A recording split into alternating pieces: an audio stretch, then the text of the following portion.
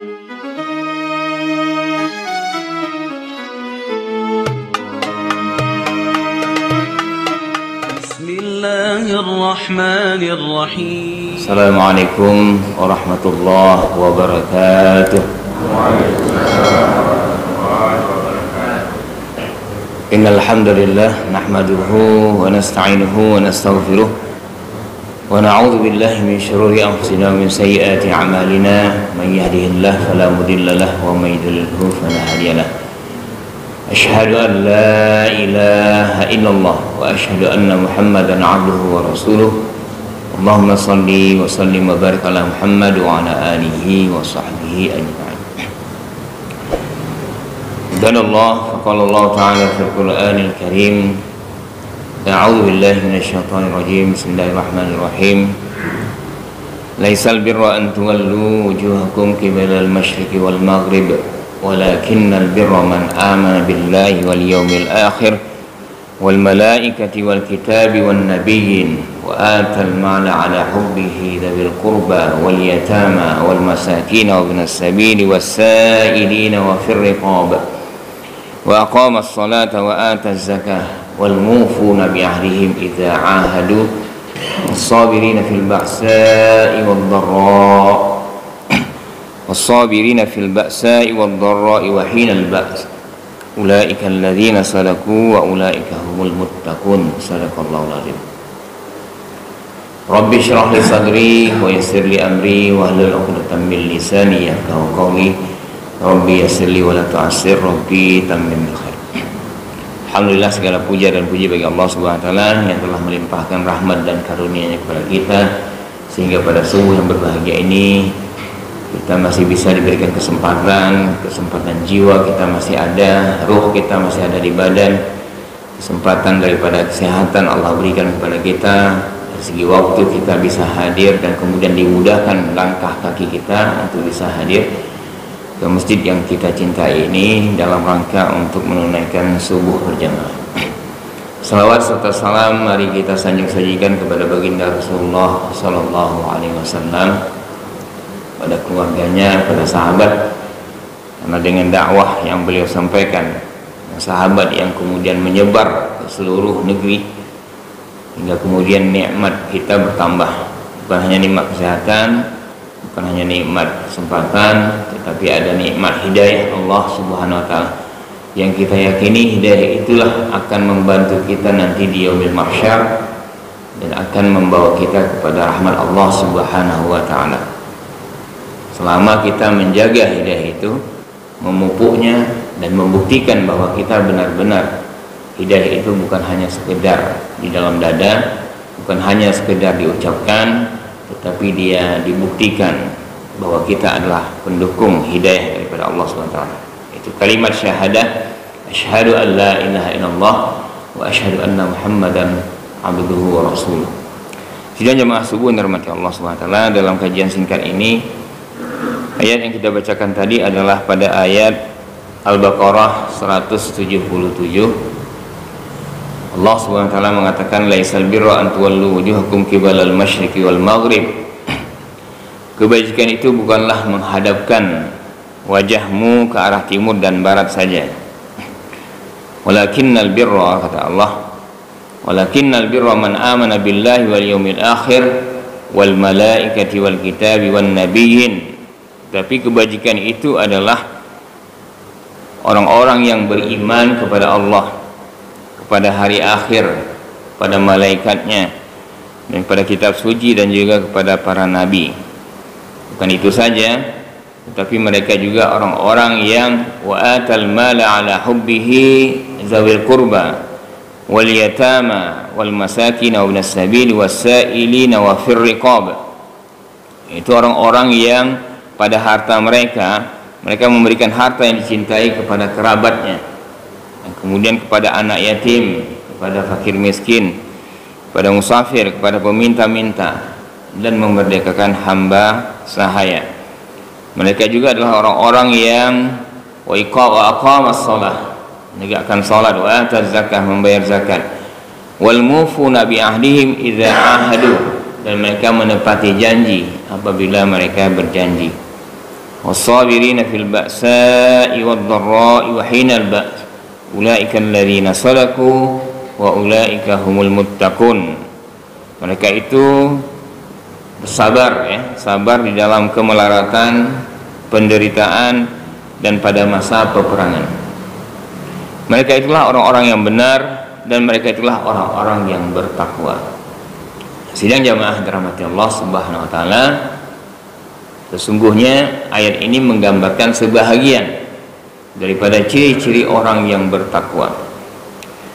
Ayat ini diturunkan pada periode Madinah, masih di awal-awal dari periode Madinah, di mana baginda Rasulullah SAW sering berdoa mengarahkan badan dan wajahnya ke arah Baitul Maqdis, ke arah Palestina, jadi ke arah barat.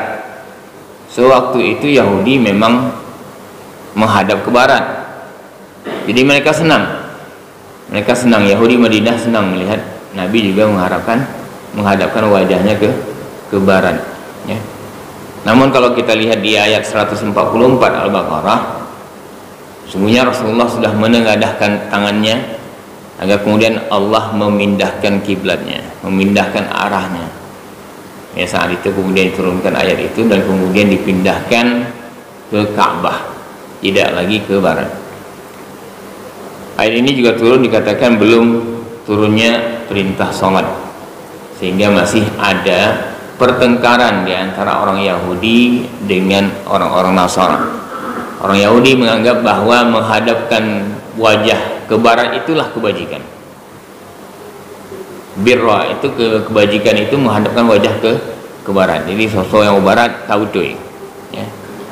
Kayak kita mungkin hari ini ada juga orang, kemana kiblat kita? Arahkan saja ke barat. Padahal belum tentu pas, ya. Orang Nasara mereka menghadapkan wajahnya ke timur dari kota Madinah. Kemungkinan besar timur itu ya negeri Yaman di bawahnya, yaitu bekas negeri Kristen dulu yang paling kuat. Bahkan ketika Nabi lahir, sebelum Nabi lahir kan mereka sudah menyerang Madinah, menyerang Mekah, ya, dari negeri itu, ya, yang dipimpin oleh sebuah kafilah perang, ya, dengan gajahnya.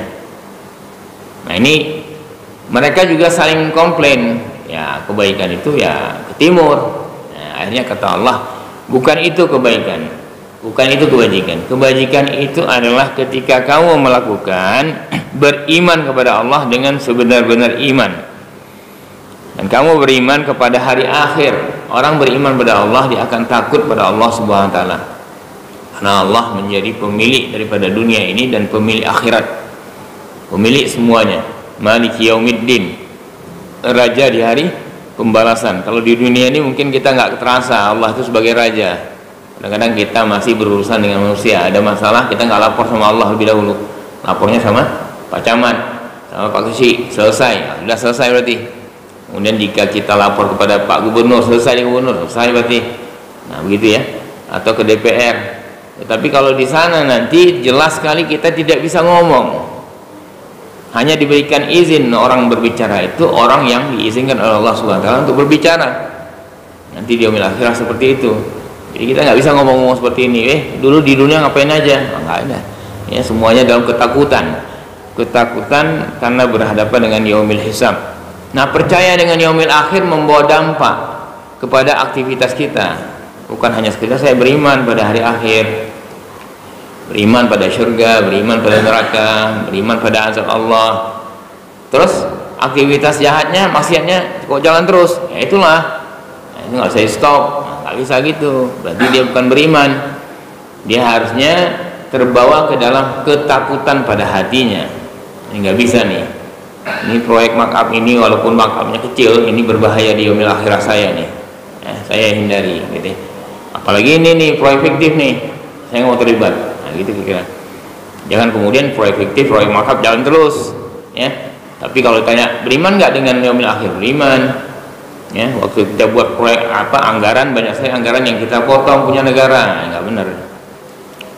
Apalagi kemudian Kita membiasakan itu karena orang lain sudah berbuat kok, orang lain juga udah begini ya, sama aja. Orang lain kalau dimasukkan ke neraka apa kita mau? Sidang jamaah subuh yang dirahmati Allah SWT, beriman kepada malaikat, kitab suci dan para nabi. Kita beriman dengan seluruh nabi, beriman dengan Nabi Isa, beriman dengan Nabi Musa, ya, Nabi Daud, beriman juga dengan kitab-kitab mereka, kitab Taurat, kitab Zabur, kitab Injil, dan tentunya Al-Quran. Karena Al-Quran sudah disempurnakan, maka cukuplah Al-Quran menjadi kitab kita, ya. Nabi kita hormati. Nabi Isa kita tidak sah iman kita kalau tidak mengakui Nabi Isa sebagai seorang nabi. Misalnya kalau kita saking marahnya kepada agama Kristen, kemudian kita nggak mau percaya kepada Nabi Isa, nggak sah iman kita. Marah kali kita sama orang Israel, ya, sehingga kemudian Nabi Sulaiman kita nggak percaya. Apa itu Salomon? Nggak ada itu, ya. Nggak bisa. Walaupun mereka mengatakan Salomon, kita mengatakan dia Nabi Sulaiman, ya. Orang Kristen mengatakan Yesus dengan pandangannya sebagai Tuhan, tidak demikian kepada kita, tapi kita menghormatinya sebagai seorang utusan Nabi. Tapi mereka ke kita nggak demikian. Mereka tidak mengakui Nabi Muhammad sebagai Nabi mereka, tingkat Nabi mereka nggak percaya, apalagi sebagai yang harusnya mereka ucapkan sebagai syahadat. Jadi nanti kalau Allah berikan mereka hidayah. Nah kemudian mereka juga tidak percaya kepada Al-Quran, ya. Kita lihat 2 minggu lalu masih ada pelecehan terhadap Al-Quran, di mana Al-Quran dibakar, ya, dibakar di Swedia. Dan Islamfobia ini memang akan terus berkembang, ya. Kebencian mereka terhadap Islam, dan itu jangan jauh-jauh. Kadang-kadang di Indonesia juga ada, ya, sekeliling kita juga ada. Kadang-kadang kalau kita bicara masalah Islam, udah langsung dia merasa panas badannya, ya, panas. Kenapa demikian? Karena terkadang bagi orang yang suka berbuat haram, yang halal seperti ini, yang Quran ini, dia nolak. Kata baginda Rasulullah, apabila kita buat maksiat maka hati kita akan terbuat bintikan hitam, satu bintik, ya. Buat maksiat lagi, ada bintik lagi, ada bintik lagi, hingga penuh. Ketika penuh itu susah sekali menerima kebenaran, susah sekali menerima kebenaran, ya. Sampai orang mungkin keluarga kita yang nanya ke kita, kok bebal kali kamu untuk menerima kebenaran ini? Udah memang ditolak oleh hati, nggak bisa lagi. Itu satu-satunya yang bisa memberikan hidayah hanya Allah SWT. Udah capek kita memberikan jalan ke dia, nggak mempan, ya. Tapi kalau Allah berikan jalan, ya itu bagi Allah mudah sekali. Nah sidang jamaah yang dirahmati Allah SWT, ternyata ciri-ciri orang bertakwa juga orang-orang yang memberikan harta yang mereka cintai. Kalau di ayat ini disebutkan peringkat pertama kerabat, walaupun nanti ada juga yang ayat lain, ada sahabat bertanya pada Nabi, ya, mereka bertanya tentang kemana yang paling baik kami memberikan infak ya Rasulullah. Maka Nabi menjawab, kepada kedua orang tuamu. Itu posisi yang pertama. Tapi keduanya adalah kerabat. Nah kerabat di sini perlu perhatian kita. Kita terkadang di masjid kan sudah biasa mendengarkan kita berbagi untuk fakir miskin, berbagi untuk anak yatim. Tapi fakir miskin, anak yatim yang ada di keluarga kita lupa. Kita lupa ada anak makcik kita yang susah, ada sepupu kita yang di belahan bumi lain lagi susah. Kurang perhatian kita. Padahal mereka adalah kerabat kita. Mereka punya hak besar itu, ya. Nabi mengatakan 1 dinar yang kamu berikan di jalan Allah fi sabilillah, dan 1 dinar yang kamu berikan kepada kerabat kamu yang memang dia membutuhkan, maka lebih bernilai sisi Allah kamu berikan kepada kerabat kita. Kalau mereka fakir miskin, mereka punya 2 hak berarti, ya, hak kerabat kita dan hak fakir miskin. Kalau dia tetangga kita lagi, hidup bersama kita sebelah-sebelahan rumah, punya 3 hak nih, ya. Hak fakir miskin, hak jiran, ya, hak dia sebagai seorang kerabat kita. Makanya sidang jamaah dirahmati Allah SWT, mari kita coba lihat kembali apakah kita kurang peduli terhadap kerabat. Nah mari kita coba pedulikan. Kadang mereka ada orang-orang yang tidak mengatakan pada kita karena mereka menjaga ifah, menjaga harga diri. Nanti kita lihat, ya, ada orang yang disebut dengan wasailin, yaitu orang peminta-minta. Ada anak yatim. Ini anak yatim memang sudah ada, kalau boleh ada posko sendiri, itu ada itu, memenuhi kebutuhan anak yatim. Jadi kalau kita masuk masjid, mudah-mudahan masjid yang belum ada ya harusnya ada. Ini sudah ada, alhamdulillah ada yang untuk kajian subuh, ada yang untuk kegiatan-kegiatan kebajikan lain, ada yang khusus untuk anak yatim ya. Tapi juga harus disengajakan. Mungkin sebagian dari infak kita per tahunnya yang nanti mungkin kita akan evaluasi, ada yang orang evaluasi ketika Ramadan. Ketika Ramadan dia akan keluarkan zakat. Nah, situ boleh juga ditambahkan infak ya, sedekah anak yatim, jompo dan segala macam ya. Ini sesuatu yang sangat dicintai oleh Allah Subhanahu wa taala. Dan kemudian mereka orang-orang yang memberikan kepada orang musafir juga. Musafir termasuklah orang yang memang tidak punya apa-apa ketika mereka hadir kemari. Ada para pekerja kita dari Jawa, sehari 2 hari kadang-kadang dia belum mendapatkan pekerjaan. Nah, di situ mungkin kita lihat, dari mana Mas? Dari Jawa. Ngapain? Cari kerja. Udah dapat belum? Belum nih. Lagi cari-cari kerja. Boleh kita berikan sedekah dalam bentuk informasi. Coba hubungi ini. Kayaknya dia lagi bangun rumah 100 rumah. Ini kawan saya di developer ya, lagi bangun rumah wilayah ini, mungkin mau. Kita juga mungkin membantunya. Menelepon developer itu teman kita ya. Kamu masih terima pekerja enggak? Ini ada 2-3 orang di kampung saya nih ya. Kayaknya boleh dipercaya. Tapi nanti kamu aturlah. Itu informasi seperti itu, kita membantu dia juga bahagian dari sedekah walaupun kita nggak berikan uang. Kalau kita berikan uang karena untuk dia makan 2-3 hari, itu juga bahagian daripada sedekah. Sidang jamaah dirahmati Allah Subhanahu wa taala, melaksanakannya untuk orang peminta-minta. Peminta-minta ini memang sebenarnya kurang baik. Rasulullah SAW mengatakan bagi peminta ya, peminta yang tidak wajar khususnya, itu bagaikan mereka mengumpulkan kayu bakar untuk membakar dirinya sendiri di yaumil akhir ya. Itu sahabat mendengar, tapi setelah itu ternyata datang peminta kepada Rasulullah. Kemudian Rasulullah berikan ya. Lalu Rasulullah tadi baru dikatakan tentang hadis ini kok kamu berikan? Kepada kita. Nah, hadisnya lain. Kalau kamu diminta, maka berikanlah apa yang ada. Jangan terbalik itu penggunaan hadisnya. Nah, untuk kita yang itu, untuk bagi orang yang punya ya, ketika ada yang meminta, maka berikanlah. Di ayat Al-Quran juga dikatakan, janganlah kamu perkataan yang baik itu lebih baik daripada sedekah yang kemudian diikuti dengan kata-kata yang keji, kata-kata yang marah. Saya gini, kita berikan duit 5.000, hai nyepat yang 5.000 badan wira akan kerjakan. Jadi kita menambahi dengan kalimat yang membuat dia sakit hati. Kalau ada, kalau enggak ya udah. Nah, kemudian ada orang yang tidak sailin ya, mungkin tipe mahrum ya, wasailin wal mahrum. Kalau diadain katakan ada yang meminta fakir miskin, ada yang tidak. Yang tidak ini perlu perhatian mukim, Pak Kesi, tokoh masyarakat, kita-kita yang ada, tetangga-tetangga kita, ini perlu perhatian. Kadang-kadang ada tukang becak dia, tukang becak barang, istrinya nggak kerja, paling kalau ada kerja mungkin sebagai buruh untuk nyuci baju misalnya. Kemudian kita lihat sepeda motornya juga, ya kalau BR sih udah nggak ada, platnya udah nggak ada, tapi malah yang lain juga banyak yang bermasalah, rantainya segala macam ya. Orang seperti ini nggak pernah kita meminta dia menjaga ifahnya, menjaga harga dirinya, tapi perhatian kita yang diperlukan, perhatian kita untuk dimasukkan ke dalam golongan yang harus dibantu. Mungkin dari rumahnya sudah kelihatan, dari pekerjaannya dan segala macam. Sidang jamaah subuh dari mati Allah Subhanahu wa taala, itu ciri-ciri bahwa orang-orang yang takwa, termasuk memerdekakan hamba sahaya. Nah, jadi di ayat ini sudah jelas ketakwaan ada 2 jenis. Takwa secara vertikal, beribadah pada Allah, juga takwa secara horizontal ya. Nah, dia ada kesolehan individu dan ada kesolehan sosial. Nah, kemudian Allah juga timpakan, Allah berikan dengan ciri-ciri lain. Apa mereka? Melaksanakan sholat, menunaikan zakat ya, kemudian menepati janji apabila dia berjanji.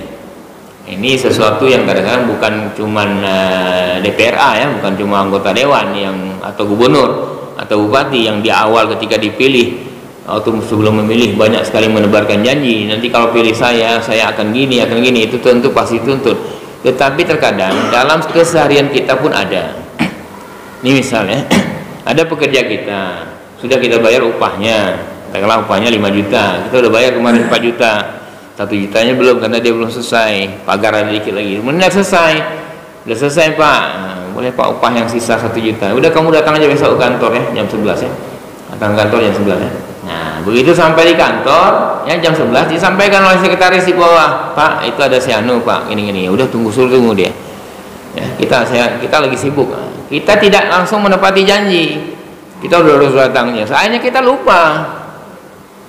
Ini karena kita bilang udah biarin lupa. Kemudian zuhur kita keluar dengan mobil tanpa sepengetahuan kita, pergi makan, pergi sholat, balik lagi kantor jam 2. Sampai asar keluar kita, ngapain? Nah, gitu pula kita. Oh tadi Pak, saya nunggu Bapak dari jam 11. Alah kamu ini uang segitu pun susah kali. Emang dia susah? Emang segitu dia butuhkan?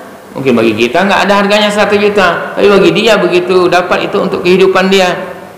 Nah seperti ini mungkin ada di kita. Ini Rasulullah ya, kita mohon maaf jika orangnya udah nggak ada, kita istighfar ya. Nah, istighfar perlu, istighfar memang perlu sekali karena kita banyak dosa. Janji-janji kecil ya, janji-janji kecil yang kadang-kadang kita anggap itu eleh ya. Nah ini ya, kita mana anak, Pak ini udah nanti kita buat janji kita janji palsu ya dia. Nah kemudian kita bersabar, sabar dalam kemelaratan, sabar dalam penderitaan, sabar dalam peperangan. Ini berat, sabar ini berat ketika kita ditimpa ya. Sabar dalam penderitaan, kemelaratan dan dalam peperangan, khususnya apalagi dalam peperangan ya. Sabar dalam peperangan ketika orang sudah terluka ya, tapi tetap dalam bingkai perang fisabilillah, itu berat ya. Itu berat. Ada satu orang ya, ketika sahabat mengatakan, ya Rasulullah, itu ahli syurga ya Rasulullah, itu ahli syurga. Apa kata Rasulullah? Kalau kalian ingin melihat seorang ahli neraka, itulah orangnya. Heran semua sahabat, kok bisa dia yang sudah berperang melawan musuh, membantai semua musuh ya, kemudian masih Rasulullah katakan dia seorang ahli neraka. Hanya ada satu sahabat langsung mengintip-intip, sambil perang sambil intip apa yang akan kejadian pada orang ini, laki-laki ini. Rupanya begitu banyak terluka-luka dia tidak sabar dengan lukanya dan akhirnya dia membunuh diri. Jadi dia nggak tahan lagi dengan luka-luka yang dihadapinya, kemudian dia balikkan pedangnya ke arah jantungnya, dia tusukkan sendiri ya. Nah itu yang kemudian dilihat oleh sahabat, oh ini rupanya kata Nabi, bahwa dia terakhir bunuh diri. Sidang jamaah yang dirahmati Allah SWT, mudah-mudahan Allah memudahkan kita menjadi bahagian daripada orang-orang yang bertakwa, karena memang inilah ciri-ciri orang yang benar dan ciri-ciri orang bertakwa. Mudah-mudahan kita punya sifat-sifat ini dan kita berdoa kepada Allah, ya Allah berikan sifat-sifat ini pada kita ya, sifat takwa secara vertikal dan takwa secara horizontal. Mudah-mudahan kita menjadi hamba yang Allah ridha dan akhirnya kemudian Allah memberikan kita kemudahan di dunia ini, kemudian mengakhiri hidup, dan kemudian juga kemudahan juga di yaumil akhir. Allahumma khtim lana ya Allah bi husnil khatimah wa la takhtim alaina bi su'il khatimah. Rabbana atina fid dunya hasanah wa fil akhirati hasanah wa qina adzabannar. Demikian saja, billahi fisabilillah. Assalamualaikum warahmatullahi wabarakatuh.